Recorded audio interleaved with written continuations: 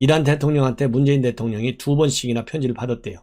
우리 한국에서 지금 현재 가지고 있는 70억 불 석유 대금이죠. 이걸 풀어달라는 편지를 받았는데 답장을 그냥 프로토콜상으로 보내지 않을 수 없는 드러나마나한 답장만 보냈다. 이것이 지금 나와 있고 문제로 되어 있고요. 또 하나는 이 관련 정보, 우리 선박에 대한 안전 위협이 있다. 이런 이 얼리 워닝 정보까지도 관계기관에서 청와대에 전부 보고했는데 이것이 제대로 대책에 반영되지 않은 거예요. 이런 두 가지를 보면 결국 문재인 정부는 누차 반복해서 말씀을 드린 대로 운응하기 짝이 없다. 그러니까 사안을 보는 눈이 없어요. 정보를 읽을 줄 몰라요. 정보를 읽을 줄 모르니까 대책이 안 나오는 것이죠. 그러니까 이렇게 죄송합니다. 이렇게 우리 국민의 생명이 걸려있는 이런 인질 사태가 벌어지는 겁니다. 그러니 얼마나 참 무식합니까? 그래서 현재 이제 우리 유조선을 빨리 구출해 와야 되는데 그 구출 작전의 일환으로 지금 현재 우리 대표단이 7일 현지에 도착했어요. 현지에 도착해 보니까 우리 선원 중에 우리 한국인 한 명이 상태가 안 좋아서 병원에 입원해 있는 것으로 알려지고 있습니다. 자, 그렇다고 한다면 이 전초내마를 보면 정보를 읽을 줄도 모르고 정보를 공유할지도 모르고 대책을 강구할지도 모르고 그 맨 꼭대기 컨트롤 타워는 누구냐? 모든 것은 문재인 대통령이고요. 그 바로 아래에는 NSC가 있다. NSC 사람이 잔뜩 해야 뭐예요? 역할도 하나도 못하는데 이거 NSC 반드시 이것도 책임이 추궁이 되어야 되겠고 국회에서 나서야 되겠다. 그래서 지금 중앙일보 어제 날짜입니다. 1월 8일자 이 사설을 보면 한 달 전에 선박 납포 정보를 입수하고도 손을 놓은 정보 이렇게 해서 이 사설이 지금 게재되어 있는데요. 이 사설 내용이 바로 그렇습니다. 이 사전에 제대로 대책을 강구했으면 이러한 최악의 사태는 막을 수 있었는데 굉장히 답답하다. 그래서 정부 당국에서 이 호르무즈 해협을 출입하는 우리 유조선 납포할 계획이라는 골자의 촛불을 입수해서 관계 부처에 전파했다. 이렇게 돼 있는데 외교부가 취한 조치라고는요. 지난달 11일 날 이란과 인접국 공간에 모니터링을 하라는 전부가 다 했다고 그래요. 강경화가 이런 거 할 줄 압니까? 그래서 이 청해부대 파병은 이 당시에 이 호르무즈 해협 일대에서 우리 선박을 보호하기 위해서 파병돼 있던 청해부대가 한국 케미호 보호에 왜 이런 첩보가 있었는지 나서지 않았는지 지금 의문이 제기되고 있다고 합니다. 청해부대가 움직였다면 이란 해군이 이렇게 쉽게 납포에 갈 수가 있겠느냐 이런 생각이 든다는 것이죠. 그리고 물자를 수송 중에 있는 외국 선박을 아무 이유 없이 납포한 이란의 행위 당연히 국가 테러급이고 미국이 이란에 초강경 제재를 하고 있어서 정부의 우신 폭이 좁은 것도 이해 못할 바는 아니지만은 우리 국민이 타고 있는 배가 납포돼서 장기간 억류될 수도 있다는 이런 정보를 듣고서도 필요 조치를 취하지 않았다면 이것은 보통 심각한 문제가 아니라는 겁니다. 그래서 상식적이라면 NSC를 열어서 유관 부처가 총출동해가지고 대책에 나섰을 것이다. 그래서 이란에 대해서는 미 행정부와 긴밀히 공조해서 허튼 일 하지 말라 이렇게 외교적인 노력, 압박을 가했어야 되고 또 이란에다가도 직접 최고위 권리를 보내서 인권관계를 복원하는 예방외교를 추진했어야 될 것이다. 그래서 박근혜 정부 때만 하더라도 미국의 제재 강화로서 이란하고 사이가 벌어질 때 우려가 커졌지만은 박 대통령이 직접 이란을 찾아가가지고 포괄적 파트너십을 맺어서 위기를 극복한 사례가 있고 또 일본도 미국에 적극적으로 협조하고 있는데 아베 총리가 작년에 이란을 찾아가지고 예방외교에 힘을 기울이기도 했다. 이렇게 해서 일본 같은 선진국은 이미 능동적이고도 입체적으로 이란과 가까이 지내려고 하는 미국의 편에 서서 제재를 가하고 있지만 이러한 외교적 노력을 했는데 문재인 정권 이런 거 하나도 안 했다는 그런 비판의 칼럼을 싣고 있습니다. 더군다나 이번에 이란이 우리 배를 납포한 것은 석유대금 70억 달러 동결돼 있는 거 이거 풀어달라는 보복성 조치인데 이 대금 동력은 사실은 미국이 이란에 대해서 제재를 강화했기 때문에 나온 거 아니겠습니까? 그래서 사실상 한국의 책임이라기보다는 미국의 책임이 더 크다. 그러면 이런 것들도 투명하게 이란에 밝히면서 제재가 풀리는 대로 대금을 주겠다. 이런 것을 계속적으로 설득해야 됐을 것 아니냐. 그래서 이제 바이든 대통령도 이란과의 핵 협상 복귀 문제를 트럼프보다는 더 진지하게 연구 검토하고 있기 때문에 바이든 신행정부하고도 긴밀하게 공조하는 것이 필요하다. 이것이 사설의 요지로 되어 있습니다. 다음에는요, 윤석열 의원 화환에 불을 최근에 질렀죠. 이 불을 질렀는데 구속영장이 청구됐는데 기각이 됐습니다. 기각시킨 이유는 단순해요. 도망가거나 증거를 인멸할 염려가 없다. 그래서 구속영장을 기각했는데 이 과거에도 말이죠. 이런 사례가 있고 또 분신 자살도 기도한 혐의가 있어요. 이런 걸 보면 설령 도망가거나 증거인멸 염려가 한다 하더라도 과거 이러한 이 행위를 보면 또 이 재범을 할 수 있는 것 아니겠습니까? 그래서 엄벌에 쳐야 되는데 구속영장을 기각한 것이 혹시라도 정치적인 판단이 더 앞선 것이 아니냐, 이런 우려가 듭니다. 그래서 물론 이 담당 재판부에서는 수집된 증거의 정도, 그 다음에 범행의 경위와 결과, 피의자가 잘못된 행위였음을 인정하고 용서를 구하고 있는 점, 피의자의 주거가 일정한 점, 피의자의 연령 및 사회적 생활관계 등을 종합해서 판단했다. 이렇게 되어 있습니다. 네. 그 다음에는요, 공수처장 후보 추천 효력, 이거 없다, 잘못됐다. 그래서 이현 변호사, 즉 국민의힘 측에서 추천한 후보, 공수처장 후보자 선정 후보위원이었었죠. 우연이었었죠. 이 법원에 가처분 신청을 했는데 각하가 됐습니다. 이 각하라고 하는 것은 요건이 되기 때문에 수용하지 않았다는 거죠. 즉 기각당했어요. 그럼으로써 결국은 김진욱 내정자는 그대로 청문회를 거쳐서 임명되는 것이 확실시된다. 예. 그리고 주호영 원내대표가 지금 사면 문제가 정치권에 굉장히 큰 현안으로 대두되고 있는데요. 사면은 빠를수록 좋고 분리사면은 절대 안 된다. 이렇게 입장을 딱 밝혔습니다. 그리고 4월 7일 보궐선거에서 여권에 도움이 된다 하더라도 반대하지 않겠다.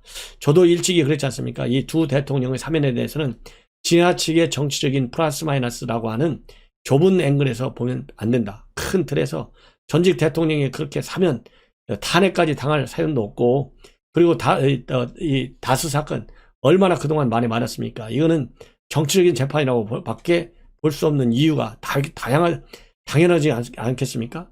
그렇기 때문에 두 대통령의 사면은 이해관계에 따라서 달라서는 안 되고 무조건 받아내야 된다. 이렇게 제가 말씀을 이미 드린 바 있는데 주호영 대표도 우연히 저하고 생각이 같은 것 같습니다. 그래서 여권이 노리는 야권의 분열을 노린다면 야권이 분열하지 않게 다양한 대응책을 만들고 선제적인 조치를 취할 건 아니겠어요?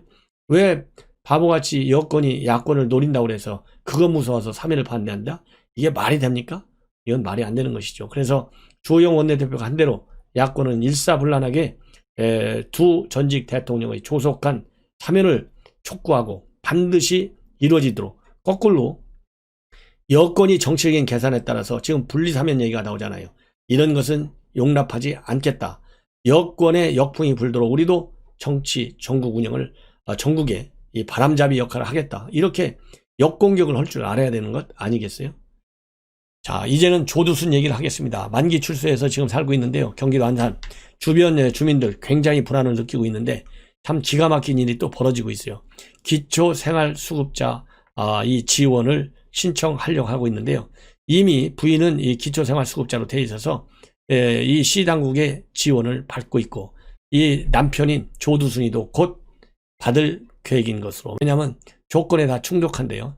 뭐 직업도 없고 돈벌이도 없고 뭐 등등, 그래서 받는다고 하는데, 자, 어쨌든 간에 그 안산 시민들 참 불안하기도 하고 굉장히 억울하기도 하다.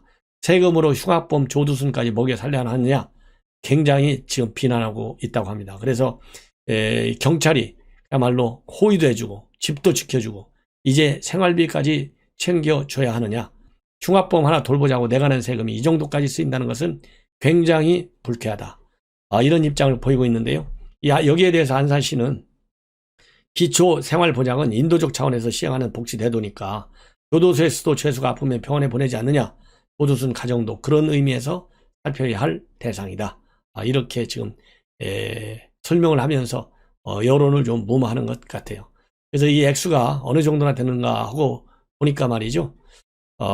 지금 기준 2인 가구 기준 생계급여는 최대 92만 6천 원, 주거급여는 최대 26만 8천 원까지 받을 수 있다고 합니다. 그리고 고두순 부부의 총 자산은 현재 1,000만 원 미만으로 알려지고 있는데요. 이 보증금이 500만 원이고 월세가 30만 원이라서 월세를 제때 내는 것도 굉장히 어렵다. 그리고 부인한테는 최대 22만 5천 원짜리 주거급여를 지금까지 지원해 오고 있는 걸로 알려지고 있습니다. 참 기가 막히네요. 이런 사람들 왜 풀어내요? 그냥 영창에 계속 가둬둬야지. 무기징역을 본래대로 했어야죠. 자, 그 다음에는 또 이 강용석 씨가 또 화제의 주인공이 또 되고 있어요. 이 정인이 살해됐지 않습니까? 그래서 양모는 구속되어 있고 양부는 불구속 기소된 상태로 지금 이제 재판을 받게 되는데, 그 이유는 부모가 둘 다 구속이 되면 이 정인이를 케어할 수 없어서 키울 수가 없어서 한 명만 구속됐다, 이렇게 지금 되어 있는데 익명으로 처리됐습니다. 실명과 회사가. 그런데 강용석 씨가, 이 변호사가 정인이 양부의 실명을 공개해서 또 문제가 되고 있다. 그러면서 이렇게까지 빨리 해고될 줄은 몰랐다. 왜냐하면 방송사에 다니는 것 같아요. 방송에 다니고 있는데 이 방송사 이름을 전부 다 공개했다고 합니다. 저는 그래서 일단 공개는 안 하겠습니다. 예. 그래서 공개를 하고 있는데, 그리고 해고도 됐는데 이렇게 빨리 해고될 줄도 모르고 놀랬다. 그러면서 실명과 방송사 이름을 전부 거명하고 교회명, 이 아버지, 그러니까 이 양부의 아버지와 장인이 목사로 재직하는 교회명까지도 거론하고 있다고 합니다. 그래서 지금 현재 조금 논란이 있는 것 같아요. 그래서 이 얘기를 여러분께 전해드렸습니다. 자, 이제는 무슨 얘기를 하느냐? 이것은요, 중앙일보의 최상현 논설위원이 간다. 여기에서 안철수가 참여하는 원샷 경선이 아니면 선거가 어렵다. 그래서 과거의 사례를 들고 있고요. 지금 현재 이 원샷 이 경선이 됐든 뭐가 됐든 간에 야권 단일 후보를 만들기 위해서 김무성 전 대표가 뛰고 있죠. 마포 프로그램에서. 그래서 이 김무성 전 대표에 의하면 반드시 단일화를 해야만 된다. 그래서 지금부터 양쪽이 논의를 하고 그 방법을 찾아야 되는데, 방법으로서는 각 진영에서 후보를 뽑은 뒤에 결선 투표를 하는 방법이 하나 있고, 또 하나는 각자 다 뛴 다음에 1차로 컷오프한 상태에서 노된 명이 결선 투표로 들어가는 방식도 있다. 그리고 안 대표가 국민의힘에 들어가는 방법도 있지만, 지금은 안철수 지지층하고 그 다음에 이 국민의힘 지지층이 겹치는 부분도 있고 안 겹치는 부분도 있어서 잘 생각을 해야 되는데, 입당협의회면 그런 지지층이 다 떠날 수도 있다. 그래서 중도 확장에 도움이 되는 쪽으로 생각을 해야 되고, 그리고 이런 과정들은 결국 다음 대선 때 단일화를 만드는 기본 틀이 될 것으로 그렇게 생각하고 있고요.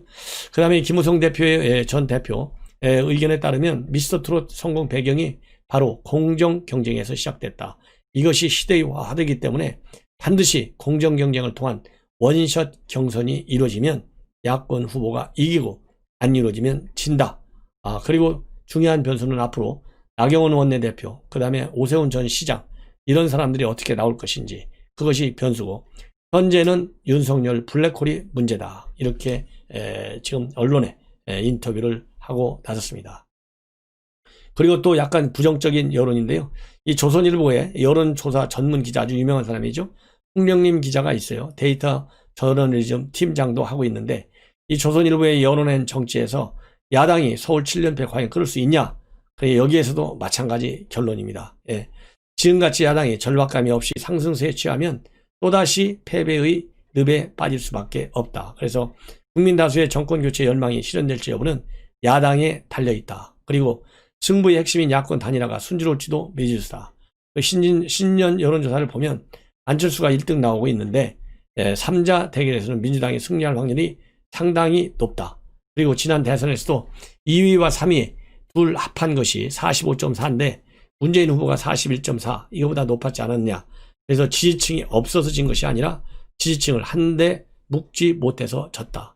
이 얘기는 바로 중도층과 부당층은 여권이 깜짝 놀랄만한 이슈로 선거판에 뛰어들면 언제든지 마음이 바뀔 가능성이 있기 때문에 안일하게 대응을 한다 보면 견제를 하겠다는 여론이 현재로서는 서울시의 경우 56%로 많지만은 이 무당층, 중도층이 67%, 무당층이 61%이기 때문에 이 사람들이 아직도 이 정부 견제론에는 경제론에 쓸리고 있지만은 언제든지 여당이 판을 뒤집을 수 있는 가능성에 유의해야 된다. 이런 취지로 지금 칼럼을 쓰고 있습니다. 그 다음에요, 강찬호 이 논설위원, 중앙일보 논설위원이 최근에 안철수를 만난 것 같아요. 그래서 취재를 했습니다. 그래서 안철수 이 당 대표가 윤석열 총장을 지난 2016년도에 만났을 때 과연 어떤 느낌을 가졌는지 이런 거를 취재를 했어요. 이 취재 내용을 보면 결국은 그 당시에 2016년도에 비례대표로 영입하려고 만났다고 합니다. 2번으로. 왜냐하면 1번은 여자니까 2번이 남자고. 왜 그러냐면 그 당시에 윤석열 총장이 상당히 어려운 그런 상황이 있었기 때문에 영입하려고서 만났는데, 만나서 얘기해 보니까 단호하더라. 나는 검사로서의 길을 가겠다. 그 소신이 굉장히 강해서 거기에 놀래가지고 그걸 높이 평가해서 더 이상 권고하지는 않았다. 이렇게 얘기를 하고 있고요. 그리고 당선이 되면 윤석열하고 같이 정치할 생각이 있느냐? 그러니까 본인은 시장으로 일을 해야 되고 그래서 인정을 받아야 되고, 윤석열 총장은 7월에 임기가 끝나고 나면 끝날 때까지는 총장으로서의 역할을 잘하면 국민이 인정을 할 것이다. 이렇게 평가를 내리고 있고요. 문재인에 대한 평가에 있어서는 문재인 대통령은 세상을 완전히 선과 악으로만 보고 자기 주변에 있는 사람은 선이고 밖에 있는 사람은 악이다. 그래서 안에 있는 사람은 개혁을 하려고 그러고 밖에 있는 사람은 개혁을 안 하려고 하는, 우리 편이 아니다라고 하는 양분법적 시각에 사로잡혀 있는 사람이다. 따라서 지금 백적간두의 위기에 있는 나라를 구하기 위해서는 정권 교체밖에 답이 없다. 그래서 서울시장 선거에 뛰어들었고 간절함을 알아달라. 이렇게 강찬호 논설위원과 인터뷰를 했습니다. 자, 이제 마지막으로요. 또 이 중앙일보입니다. 2초 후의 퍼스펙티브인데, 여기에서 이 조국과 추미애 왜 다 제발 등만 찍었느냐, 왜 3전 3패를 했느냐, 그 숨겨진 비밀을 나름대로 분석하고 있는데요. 제가 보니까 굉장히 분석이, 이철호 기자의 분석에 저도 동의를 합니다. 왜 실패할 수밖에 없느냐면 첫 번째는요, 이 민정수석실에서 판단을 잘못한 거예요. 민정실에서 윤석열 총장이 지금 추미애가 이길 거라고 대통령한테 보고해가지고 강한 질책을 받았다고 지금 알려져 있거든요. 그럼 왜 민정수석실 판단을 잘못했느냐?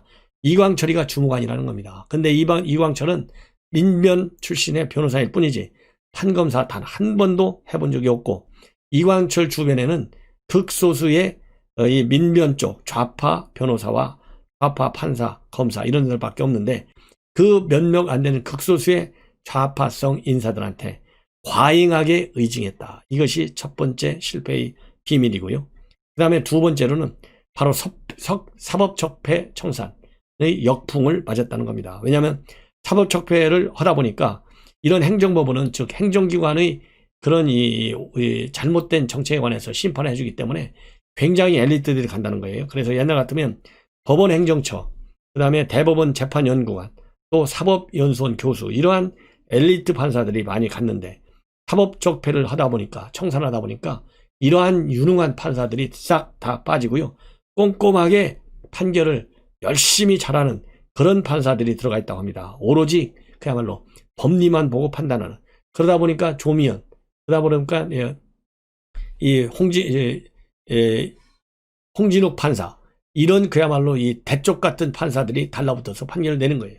그래서 이 가처분 같은 경우는 한쪽짜리밖에 판결문을 안 내는데, 조미연 부장판사는 9쪽이나 내게 됐고, 그리고 이 홍순옥 부장판사는 24쪽이나 판결문을 만들었다고 그래요.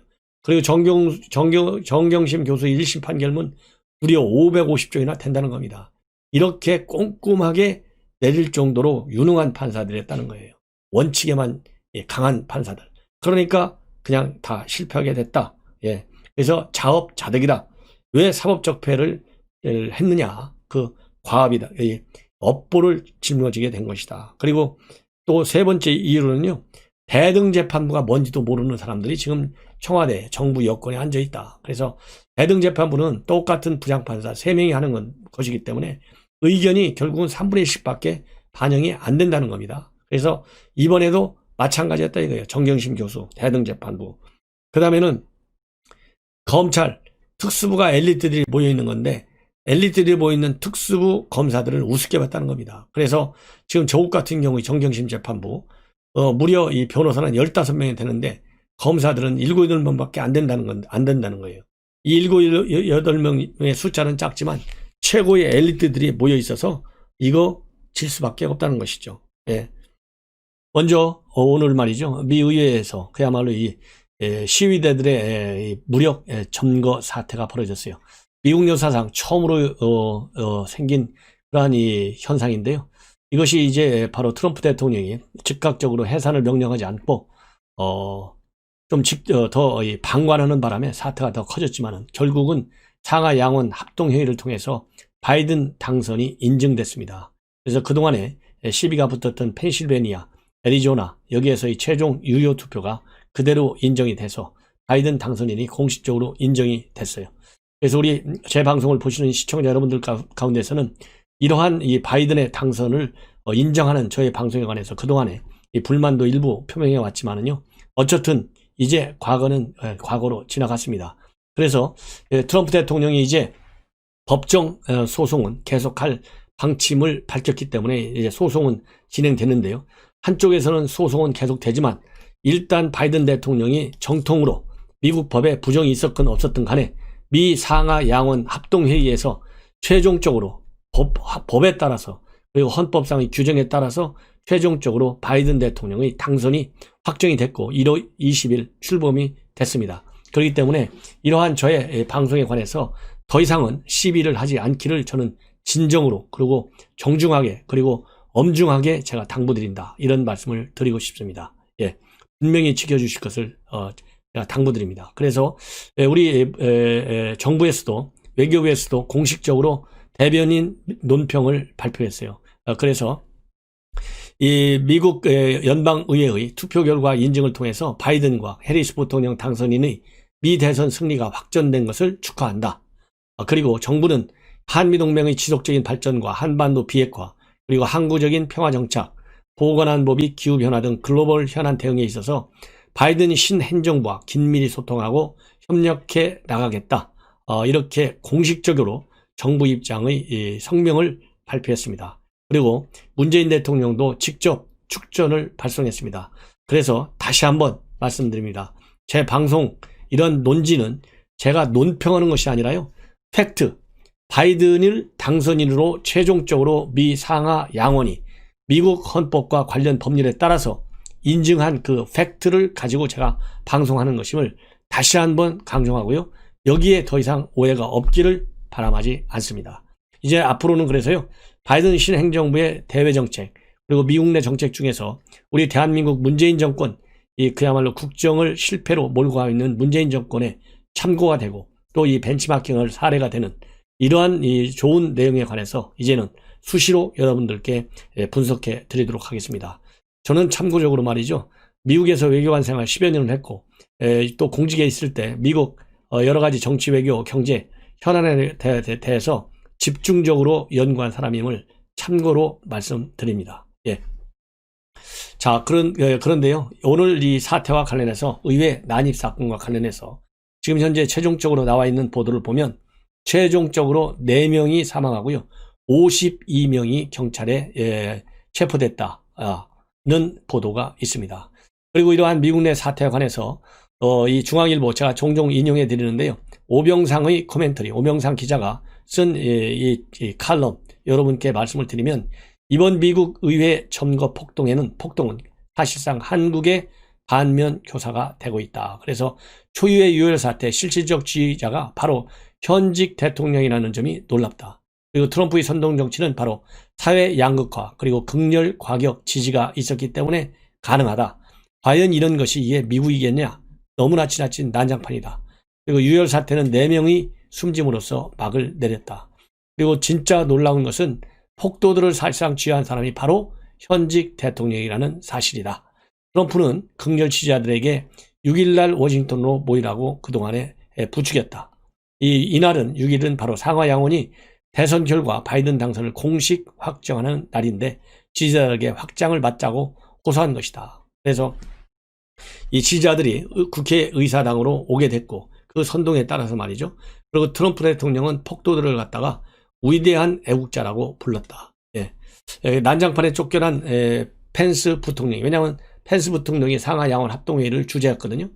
트럼프한테 폭도들에게 돌아가라 명령해달라고까지 요구했고, 난동 90분이 지나서야 트럼프가 SNS를 통해서 오늘을 기억하라며 귀가를 명령했습니다.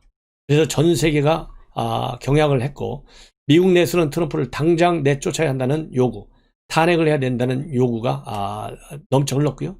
남은 임기 보름 내에 내쫓는 방법으로는 수정헌법 25조에 의해서 탄핵하자, 이렇게까지 나왔습니다. 그리고 사실 트럼프 대통령이 된 것부터가 세계를 경악시켰습니다. 트럼프는 부동산 재벌이고 돈벌이로 입시한 다음에 어프렌티스, 즉 견습생이라는 TV 리얼리티 쇼로 대중적 인기를 얻었습니다. 좋게 말해서 사업가이자 연예인, 돈과 인기에 집착하는 셀럽이다. 정치인으로서 가져야 할 공인의식이나 철학과는 전혀 무관한 인물이다. 트럼프는 마침내 돈과 인기에 이어서 권력까지 차지했고 미국 정치 시스템의 이상 신호였다. 트럼프와 같은 선동정치가 성공할 수 있었던 배경으로는 크게 두 가지인데, 첫째는 사회 양극화, 즉 트럼프 극렬 지지자들은 거의 대부분이 가난한 저학력 백인 남성이었다. 사회 불만이 많은 성차별, 인종차별주의자들이었다. 그리고 둘째는 디지털 시대 정치 선동으로 먹고 사는 인플루언서들이다. 선동에 빠지면 정치적 편향성이 심해지는 확증 편향을 헤어나지 못한다. 좌우를 막론하고 말이죠. 그래서 트럼프를 키운 사회현상 딱 두 가지는 바로 우리 얘기나 마찬가지다. 코로나로 빈부격차가 더 심해질 것으로 예상이 되는데 가난한 사람이 코로나로 더 타격을 받기 때문이다. 양극화는 선동정치가 창궐하기 좋은 환경을 만들고 정치 선동 인플루언서들이 더 늘어날 거다. 그들 간 경쟁이 심해지면 더 과격해질 것이다. 어쩌면 나쁜 점에서는 미국은 앞서가는 선진국인가 보는데 선진국 사례를 교훈 삼아야 할 네 가지 점이 있다. 첫째, 극소수 과격파는 부추기면 안 된다. 둘째, 선거 결과에 승복할 줄 알아야 한다. 셋째, 사법부 판결을 존중해야 한다. 넷째, 정치를 사익 추구의 수단으로 삼으면 안 된다. 그래서 우야 같은 행동을 하는 정치인은 유권자들이 표로 심판해야 한다. 의회가 점거당일 6일, 점거당한 6일, 미국 조지아주에선 상원의원 두 자리를 민주당이 모두 차지했고 노예의 본고장에서 처음으로 흑인 상원의원이 탄생했다. 그 바람에 민주당이 하원에 이어 상원에까지 다수당이 되었다. 트럼프 공화당에 대한 비토이다. 확실히 미국은 선진국이다. 이렇게 결론을 내리고 있는데요. 이 얘기는 결국 현 문재인 정부가 이미 진중훈 교수의 칼럼을 제가 어제 소개해드렸잖아요. 이 프로파간다 정치. 이 프로파간다 정치가 상당 부분 먹혀 들어가고 있어요. 이게 선동정치 아닙니까? 이게 트럼프식 선동정치예요. 이런 거를 심판해야 될 날이 이제는 4월 선거다. 그래서 미국이 선거를 통해서 트럼프를 배척한 것처럼, 그리고 조지아주 이 주에서까지 흑인의 고장인데 노예의 본고장인데 여기서 흑인 상원의원 2명이 탄생했다는 겁니다. 처음으로. 이러한 변화를 우리가 4월 선거에서 만들어내야 되겠다. 이런 것을 암시해 주고 있습니다. 그런 의미에서 제가 오병상의 코멘터리 칼럼니스트 이 글을 소개시켜 드렸어요. 이 글을 통해서 저의 그동안에 여러분께 해드린 논평과 비교 분석을 한번 해보시면 제 방송이 과연 정론 방송인지 어느 특정 계층에만 그야말로 좌파들 논리 얼마나 잘못된 것을 제가 올바르게 지적하고 있는지 아는지 여러분들께서 다시 한번 확인하실 수 있으리라 믿습니다. 그리고 오늘 신년 영상 메시지 제가 오늘 오전에 오늘 여러분들께 분석해 드렸어요. 뉴스 초기에 전문의 없이 빠르게 분석해 드리다 보니까 핵심적인 메시지만 분석했는데요. 이 전문이 나왔습니다. 이 전문 나온 걸 보면 문재인 대통령의 오늘 이 메시지는 새해는 회복의 회, 통합의 해, 도약의 해, 마음의 통합이 중요하다. 이런 이 내용으로 되어 있다고 합니다. 그래서 새해는 회복의 해, 통합의 해, 도약의 해라고 이렇게 정의를 내리고 코로나를 극복해서 경제에서 성과를 내겠다는 의지를 다지고 있는데요. 회복이라는 말을 5번, 통합을 3번, 도약은 2번 이렇게 얘기했는데요.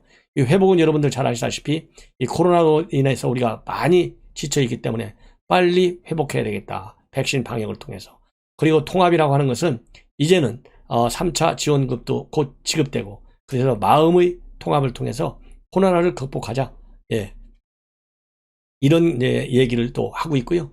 그 다음에 또 하나는 이제 코로나 방역 실패했다는 동부구치소 사태, 이런 것을 의식해서 이제는 더 발전하고 통합된 사회로 나가자. 그리고 도약의라고 하는 것은 결국 한국판 뉴딜의 본격적 실행으로 나가자. 그리고 대북 관계에 있어서는 여건이 허락한다면이라는 단서를 달았지만은 비핵화 문제를 위해서 끝까지 노력하자. 요렇게 압축이 된다는 이렇게 압축이 되고 있습니다. 그래서 지금 이제 정치적으로 이 회복, 통합, 그 다음에 도약 이렇게 돼 있는데요. 말이야 참 좋아요. 그런데 여기서 이제 정치적인 함의를 의미해야 될 것은 바로 통합에 방점이 있는 것 같다. 이 통합은 이낙연 대표가 뭐라고 했어요? 사면 얘기를 하면서 국민 통합 차원에서 사면을 해야 된다. 이것을 적절한 시기에 문재인 대통령께 건의하겠다. 이렇게 얘기했잖아요. 그래서 문재인 대통령의 신년 연상 메시지는 바로 이 통합, 즉 이낙연 대표가 얘기한 통합과 마찬가지로 사면을 우회적으로 표현한 것 아니냐. 그래서 정식의 기자회견이 열리면 이 통합의 연장선상에서 사면 문제에 관해서 좀 더 구체적인 언급이 있을 가능성이 있다. 이렇게 생각을 합니다.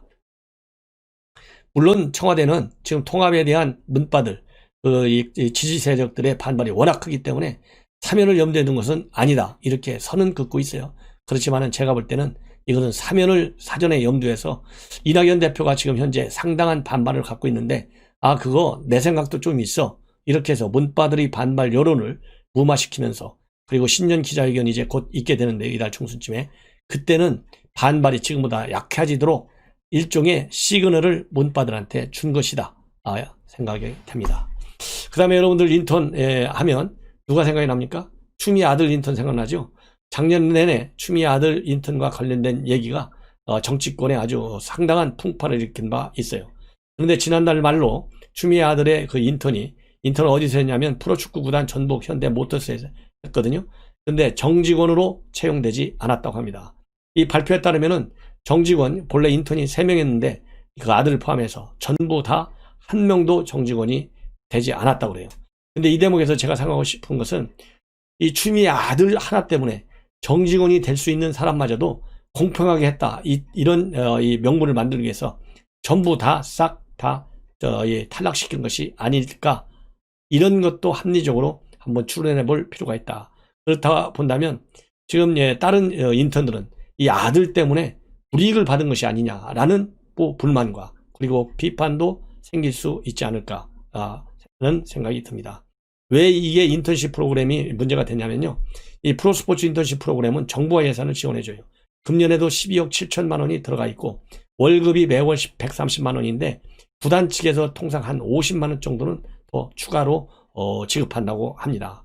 그리고 프로스포츠 업계에서는 이런 부분에서의 인턴 경력을 굉장히 높이 평가해서 정직원으로 채용할 때 많이 참고를 한다고 그래요.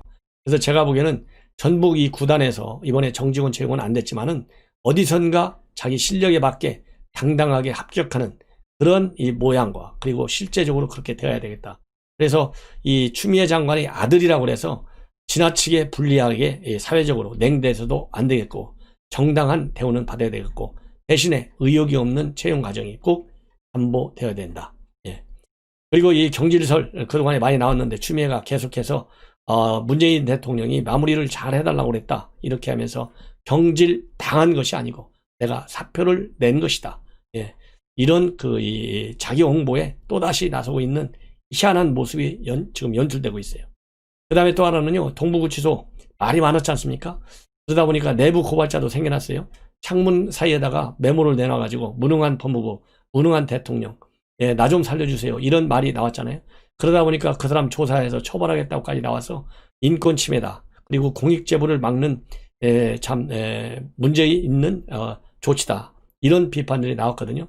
그러다 보니까 지금 현재 동부구치소 이번 사태와 관련해서 9단계 조치를 취했는데요. 2가지. 하나는 목욕을 2주간 금지시켰어요. 이 확산을 막는다는 핑가에. 그리고 또 하나 이 확산을 막는다는 핑가에 뭘 하고 있냐면 변호인 접견을 일반 접견실, 즉 변호인 접견실에서 하지 않고 일반 접견실에서 하는 걸로 변경시켰어요. 그래서 일반 접견실 변경과 관련해서 지금 법조계에서 비판이 제기되고 있습니다. 일반 접견실에서 접견을 할 경우에는 보안 유지가 안 돼요. 왜냐하면 교도관들이 옆에서 다 들으니까. 그래서 이 수감자들의 인권을 탄압하고 정당한 방어권을 침해하는 것이 아니냐라는 비판이 나오고 있고요. 또 더 중요한 것은 바로 이미 이렇게 창문 밖으로 일종의 이 공익제보성 문제점을 세상에 알리는 그런 사례들이 늘고 있지 않습니까? 그러다 보니까 그런 것을 막기 위해서, 즉 내부 고발 방지를 위해서 이렇게 일반 접견실로 변경한 것이 아니냐, 이런 지금 비판이 나오고 있어요. 그래서 또 일종의 추미애가 꼼수를 쓴 것이 아니냐는 비판을 면하기는 굉장히 어려울 것이다. 그리고 박범계 재산 가지고 문제가 많잖아요. 충북 임야 속인 것으로 돼 있잖아요. 어쨌든지 간에 경위가. 그런데 재산세 납부 증명 자료도 인사청문회 할 때 붙이지 않은 것으로 되어 있습니다. 그래서 이래저래 참 탈이 많이 나고 있다. 예.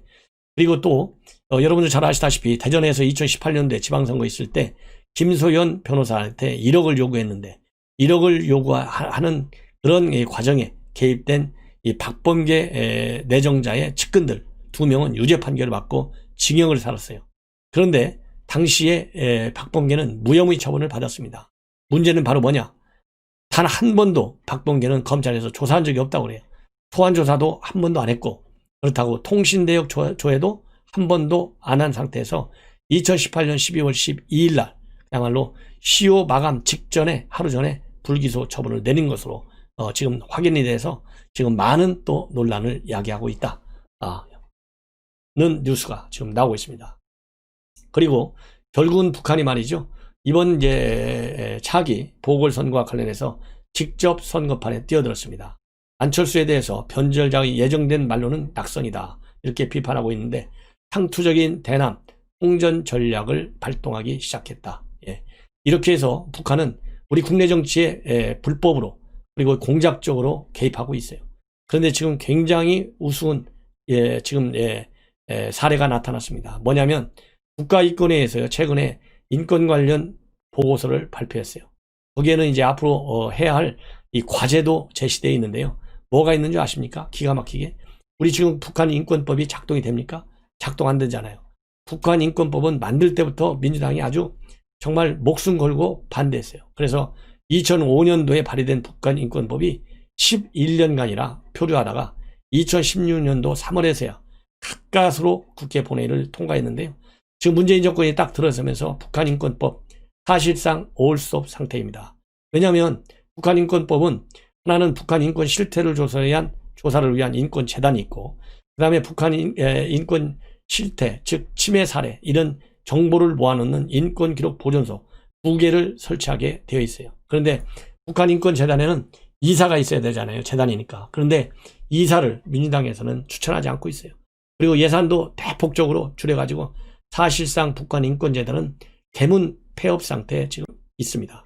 근데 이것도 양이 안 차는가 봐요. 그래가지고 뭘 지금 없애려고 그러냐. 실제적으로 북한 인권법을 아예 없애려고 달려들고 있어요. 국가인권위에 대해서. 그 없애는 것이 금년도 주요 과제 중에 하나로 되어 있는데, 없애는 이유가 뭔지 알아요? 북한 인권법을 폐지해달라고 유엔이 권고한 것으로 그렇게 보고서 이 내용이 정리가 되어 있다고 합니다. 얼마나 기가 막힙니까? 유엔에서 말이죠. 북한 인권법 폐지돼 하자고 얘기할 리가 있겠어요? 유엔 총회와 유엔 안보리 이사에서까지 북한 인권 탄압 실상이 매우 심각하다. 그래서 김정은이 같은 사람들, 그 측근들은 전부 국제 형사 재판소로 보내야 된다. 이런 견의안이 수년간 계속 반복적으로 채택되고 오고 있는데, 이런 유엔이 어떻게 한국에 대해서 북한 인권법 폐지를 요청하겠냐고요. 알고 보니까 이거를 북한에서 이걸 폐지해달라고 했는데, 북한 대신에 유엔이 한 것처럼 말하자면 거짓으로 보고서를 만들어가지고 허위 보고서를 만들어서 밀어붙이려다가 지금 이게 걸려들었어요. 자, 이런 민주당 정권, 문재인 정권의 실상 얼마나 참 기가 막힙니까? 참 어이가 없잖아요. 어이가. 자, 이제 마지막으로 이제 한두 가지만 더 말씀드리면, 지금 1월 6일 날 어제 여의도에서 안철수 국민의당 대표, 그 다음에 국민의힘의 김종인 비대위원장 둘이 은밀하게 만났는데요. 결국 그냥 덕담만 했을 리가 없잖아요. 연초에 오래간만에 몇 년 만에 딱 둘이서 만났는데 어떻게 덕담만 하겠습니까? 핵심이 뭐예요? 안철수 국민의힘에 들어와서 경선을 하든지 아니면 합당을 해서 제대로 된 경선을 통해서 단일 후보를 뽑자. 그래야 이긴다. 이게 지금 핵심 현안으로 돼 있잖아요. 그리고 이 오세훈 이 후보도, 오세훈 전 서울시장도 지금 뭐 나올까 말까 망설이는데, 안철수가 합당하거나 아니면 국민의힘 안으로 들어와서 경선하지 않으면 내가 나가겠다. 3포인트 올라갔고요. 윤 총장은 1포인트가 올라갔어요. 이낙연 대표만 3%, 포인트가 하락했습니다. 이걸 볼 때 결국은 이낙연 대표의 이 사면론 제기는 최소한도 이 진보층으로부터 상당히 날벼락을 맞은 것 아니냐, 이렇게 해석이 됩니다. 그리고 민주당 지지층에서 이 지사에 대한 지지도는 38%로 제일 높게 나와 있고요. 그 다음에 국민의힘에서는 윤 총장에 대한 지지율이 46%로 제일 높게 나오고 있고, 근데 여기서 문제는요, 대통령감이 없다, 이 퍼센티지가 무려 30%에 달합니다. 그리고 대통령에 대한 긍정평가는 42, 부정평가는 51, 그리고 민주당은 35, 국민의힘은 23, 각각 1%씩 상승했습니다. 그리고 사면에 대해서는 공감하지 않는다가 58, 공감한다가 38로 되어 있고요. 민주당 지지층에서는 공감하지 않는다가 당연히 압도적이죠. 73%로 나와 있다. 이걸 보면 지금 현재 이낙연 대표는 제가 보기에 돌아올 수 없는 다리로 계속 지지율이 떨어지고 있고, 문재인과 한 통으로, 한 배로 타고 있는 한 돌아올 수 회복세로 진입하기에는 굉장히 어렵다. 그리고 진입하더라도요, 1등 지지면 어렵고 그저 2등마저도 만이라도 지켜진다면 다행인데, 더더욱이 제가 보기에는요, 서울시장 선거와 부산시장에서 지금 여론대로만 하고 야권에서 단일 후보만 내오면 서울시장과 부산시장에서 민주당의 패배는 거의 예견되어 있는 거나 마찬가지 않습니까? 그럼 두 시장 선거가 결국 이낙연 대표의 정치 생명줄을 꽉 잡고 있는데 불길하다. 그리고 지금 현재 국민의힘 김병욱 의원이 성폭행 의혹에 휩쓸려 있습니다. 그래서 이 관련 내용은 2018년도에 있었던 북강과 관련해서 지방에 출장을 갔는데, 경상도로, 그때 보좌진들하고 같이 잤는 모양이에요. 그리고 거기에 인턴으로 온 여직원을 성폭행하는 장면을 같이 한 방에서 자고 있던 이 비서가 눈으로 봤다는 겁니다. 이것이 가세연의 주장이에요. 이와 관련해서 이 민형사적인 모든 조치를 다하겠다. 사실이 밝혀질 때까지 탈당한다. 그래서 오늘 전격적으로 탈당했어요. 근데 이와 관련해서 이러한 뉴스 얼마나 충격적입니까? 그래서 국민의힘 쪽에서는 비대위를 긴급히 비대위를 열어서 징계 문제를 논의하려고 했는데, 본인이 알아서 먼저 탈당을 해버리는 바람에 이 징계위 논의 대상이 없어졌잖아요. 그래서 긴급히 열려고 했던 징계위는 취소가 됐다는 보도가 나왔습니다. 그리고 지금 현재 이제 북한과 관련된 뉴스인데요. 이 북한과 관련해서 이인영 통일부 장관, 뭐 하도 장관 같지가 않다 보니까 이진영 기자 이름을 제가 댔습니다. 이인영 통일부 장관이요, 영화를 보고서 북한에 지원하려고 달려들으니 이게 장관입니까? 이 말단 공무원이라도 이런 얘기하면 안 돼요. 그래서 이 사람이 본 영화는 뭐냐면요, 이 할리우드 영화 토르에 나온다고 합니다. 토르를 보면 9개의 세계가 일렬로 정렬할 때 우주의 기운이 강력하게 또 강대하게 집중되는데, 이를 컨버전스, 한 군데로 모이는 걸 컨버전스라고 하잖아요. 컨버전스라고 한다. 우리 스스로 의지와 노력으로 다시 한번 평화의 봄을 불러올 가능성의 시간이 다가왔다. 이러면서 하고 있는 게 뭐냐? 북한의 코로나 백신을 비롯한 의료 지원을 계속 주장해가지고 작년 내내 20억어치 의료 지원 승인을 했다는 거예요. 근데 북한이 안 받았잖아요. 안 받겠다고 그랬잖아요. 그래서 사실 이거를 집행은 못했지만은 끝까지 작년 7월 27일부터 12월 31일까지 7차례 거쳐서 민간단체를 통한 20억 4천억원어치의 코로나 의료물품 북한 반출을 승인했다는 거예요. 이러니 북한이 현 문재인 정권을 정권답게 보겠습니까? 이러니 국제사회가 한국 문재인 정권의 대북 정책을 정책으로 보겠어요? 김정인이 하수인들이 노는 그야말로 어린애 같은 참 철부지한 애들이나 하는 짓거리를 하고 있다. 이런 이 비판과 조소, 참 부끄럽다. 이런 말씀을 드리지 않을 수가 없네요. 그리고 윤석열 총장에 대한 화환에 불을 질러가지고 구속 불을 질른 이 방화 혐의로 구속 전 피의자 신문이 오늘 있었습니다. 그래서 이제 신문 결과가 나올 텐데요. 아마 구속될지 또 구속이 안 될지는 모르겠는데 되게 참 충격적인 것은 이제 기자들이 왜 이 불을 질렀느냐, 방화를 했느냐 하니까요, 고개를 끄덕끄덕만 하고 죄송하다는 말 한마디 없이 그냥 법정으로 들어갔다고 합니다. 그리고 그날 이 불을 방화할 때 분신유언장이라는 걸 내놨는데, 분신유언장에 보면 과거에 검찰로부터 본인이 피해를 봤다는 거예요. 무슨 얘기냐 하니까 2013년도 4월에 있었던 얘기인데요. 국회 앞에서 검사 탓에 억울하게 징역형을 살았다고 주장하면서 그 당시 분신을 한번 시도한 바도 있는 것으로 되어 있습니다. 그래서 지금 현재 이번 방화와 관련해서는 현행법으로 검거돼 가지고 시너지 통을 소지하고 있던 것으로 그렇게 알려지고 있습니다. 다음에는 이제 공수처 관련 말씀을 드리겠습니다. 이 공수처장 후보 추천 최종적으로 2명이 추천됐잖아요. 그 중에 이제 한 명인 김진욱 변호사가 김진욱 헌재 선임재판연구관이 이제 공수처장으로 지금 내정이 돼서 청문회를 기다리고 있죠. 그런데 이 공수처장 후보 추천위원회가 제대로 법적인 이 조건을 갖추지 않은 상태에서 후보 추천회가 열렸다는 겁니다. 이은즉슨 7명이 열려가지고 6명이 찬성이 돼 있는데 이 법을 악법으로 개정해 버렸어요. 그래서 5명이 누가 됐든지 간에 5명이 다수결로 돼서 통과되면 통과하도록 돼 있어요. 한 명씩 낮춰진 겁니다. 그런데 왜 7명에서 5명밖에 참여를 안 했냐면 국민의힘에 있는 추천위원들은 참여를 안 했어요. 왜? 이 악법으로 다시 개정해가지고 본래 이 약속은 뭐냐면, 이 공수처 만들 때 약속은 야당의 공수처장 후보 이 추천권의 비토권을 주겠다. 그래서 이 공수처법이 결국은 이제 발동이 되게 됐지 않습니까? 작동이. 그런데 이 공수처장 후보 추천위원회 의원 과정에서 야당이 반대하니까 지나치게 정치적 편향성이 큰 사람들밖에 없다. 여권에서 추천한 사람들은.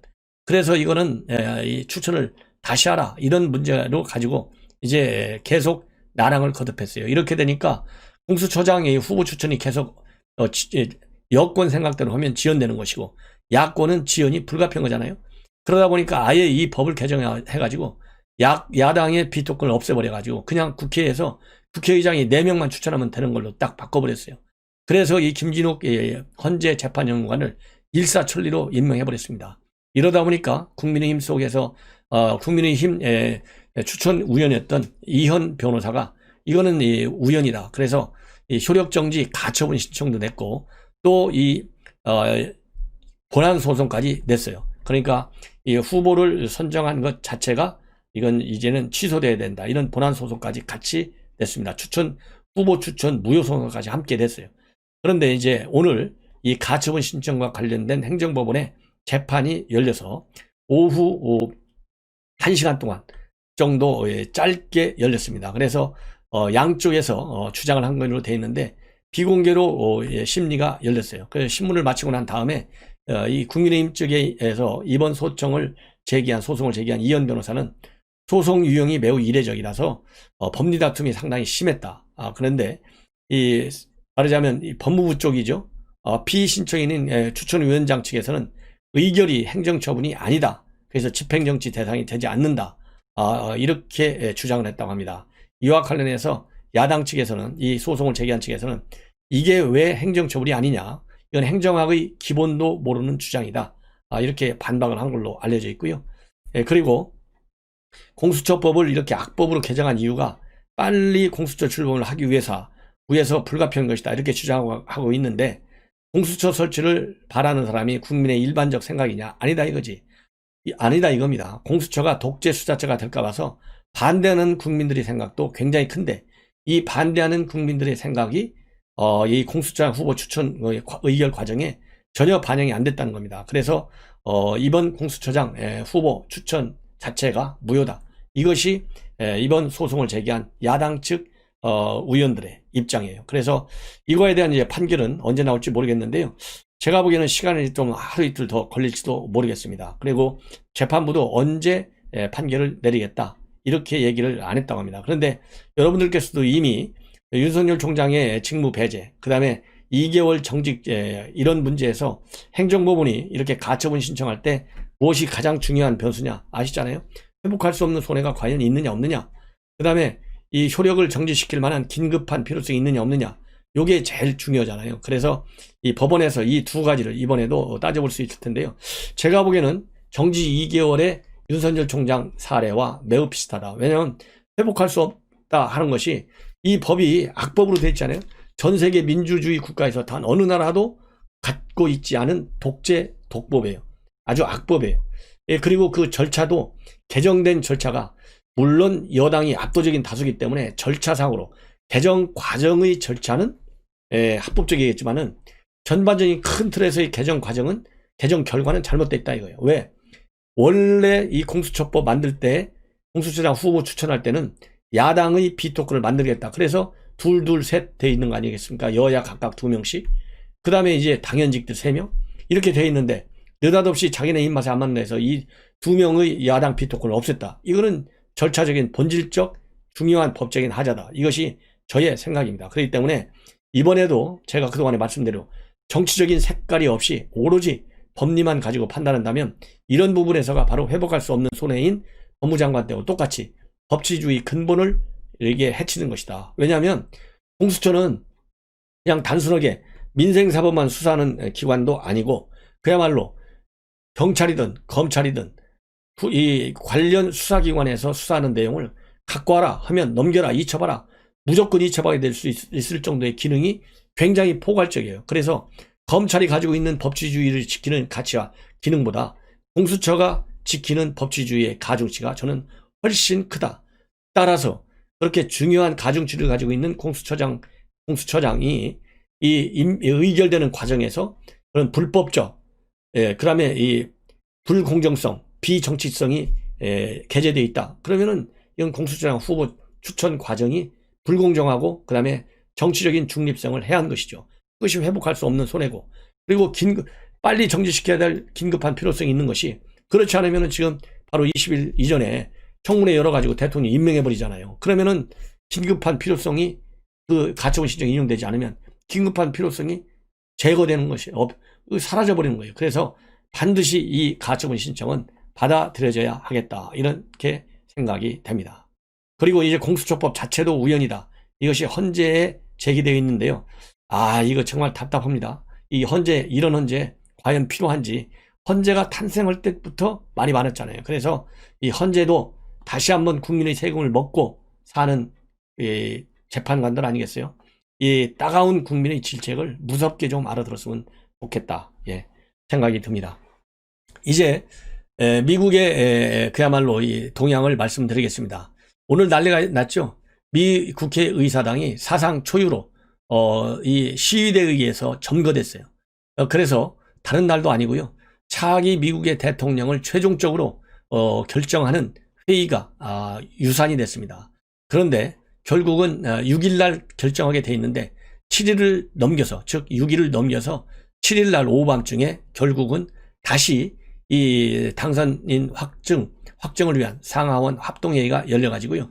바이든을 당선인으로 선언했습니다. 그래서 그동안에 트럼프 대통령이 문제를 제기했던 애리조나하고 펜실베니아 선거인단 투표가 모두 유효투표로 인정이 됐어요. 그래서 전체 선거인당 538명 중에서 트럼프 대통령은 232명, 바이든은 306명을 확보해서 이제 공식적으로 대통령의 당선이 최종적으로 이제 확인이 됐고요.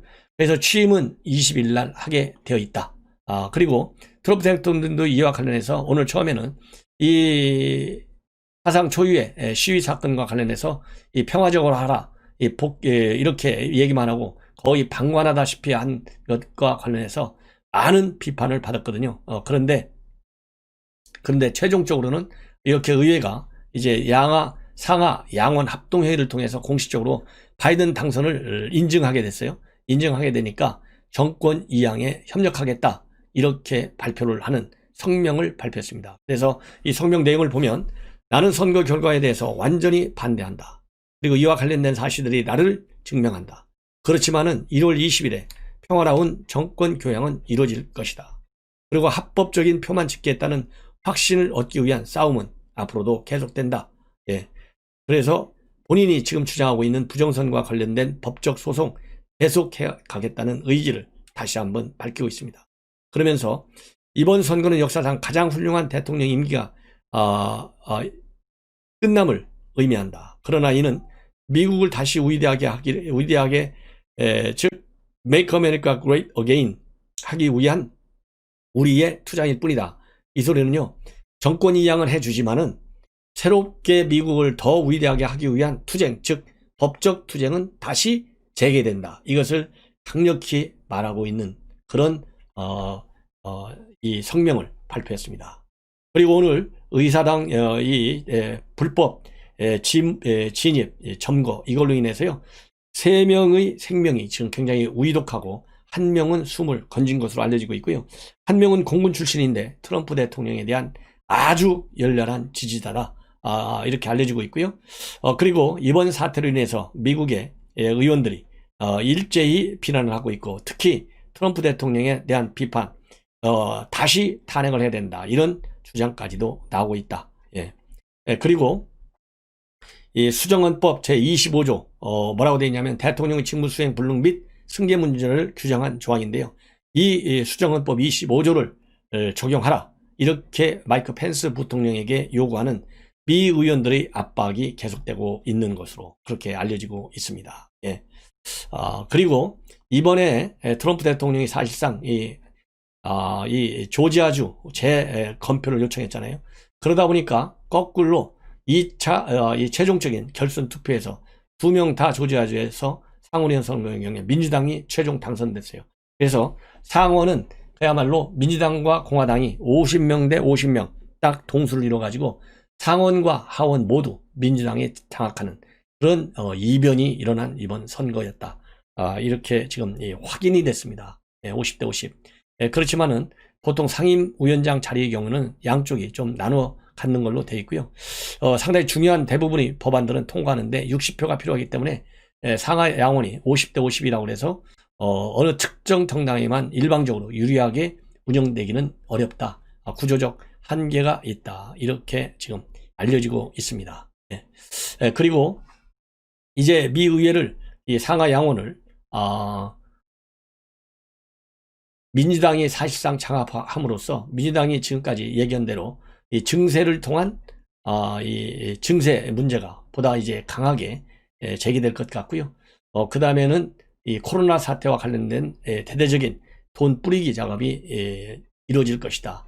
이런 전망들이 나오고 있습니다. 그리고 법인세도 상당히 가파르게 또 인상될 가능성이 있고, 또 규제도 더 강하게 기업들에 대해서 이루어질 것이다. 이런 그런 뉴스도 계속 나오고 있습니다. 그리고 이번 이란에서 우리 유조선이 전격적으로 납포가 됐는데요. 이와 관련해서 그야말로 외교당국의 무능, 외교안보 이 부처들의 무능과 태만, 안이한 자세가 지금 다시 여론의 비판을 받고 있습니다. 뭐냐면요, 이미 관계 정보기관에서, 이거 뭐 국정원이겠죠, 이 납포 위험성이 있다. 그러니까 이 페르시만을 항행하는 우리 이 선박들 위험이 있다. 그래서 항행하는데 대대적인 대응 조치를 잘 강구해야 되겠다. 이런 이 조기경보 첩보를 청와대에 제공했고, 대통령한테까지 보고가 된 것으로 알려지고 있고요. 대통령도 이란 대통령으로부터 2차례에 걸쳐서 이 동결되어 있는 유류 대금 70억 불 알려지고 있잖아요. 요 문제를 좀 잘 해결해달라. 이런 요청을 2번이나 받았는데 대통령의 답장이 시원찮았다고 그래요. 구체적이고 실질적 조치가 없이 그냥 잘 받았다는 수는 예의적인, 그야말로 의례적인 답장으로만 해오다 보니까 이란 측에서 굉장히 이제 화가 난 것이죠. 그러다 보니까 이렇게 극단적 조치로 보복을 당하게 됐다. 이런 된 것이죠. 그래서 자업자득이다. 무능한 정권이다 보니까. 그래서 문재인 대통령이 이 관계자들 이 질책을 했다고 하는데, 대통령도 마찬가지죠. 이거를 친서 2번이나 받았죠. 그리고 청와대 관계기관에서 상당히 위험성이 있다. 그러니 조심을 해야 되겠다. 이런 첩보를 받았으면 대통령도 조치를 하라고 지시를 해야 될 거 아니에요. 제가 옛날에 청와대에서 근무할 때 보면요. 노무현 대통령은 지시해요. 거기 이지원으로 딱 오면 뭐뭐 하라. 거기다 오탈자까지 나더라도 다 지시합니다. 그런데 문재인 대통령 그런 것 좀 한번 야당에서는 따져봤으면 좋겠어요. 대통령한테 보고한 건수와 보고한 건수 중에 대통령의 구체적인 지시율이 과연 어느 정도나 되는지 이걸 보면 대통령이 국정 전반을 제대로 꿰차고 챙기고 있는지 안 챙기고 있고 그냥 보고만 받고 가만히 앉아 있는 건지. 지난번에 우리 해수 공무원 바로 그거 아니겠습니까?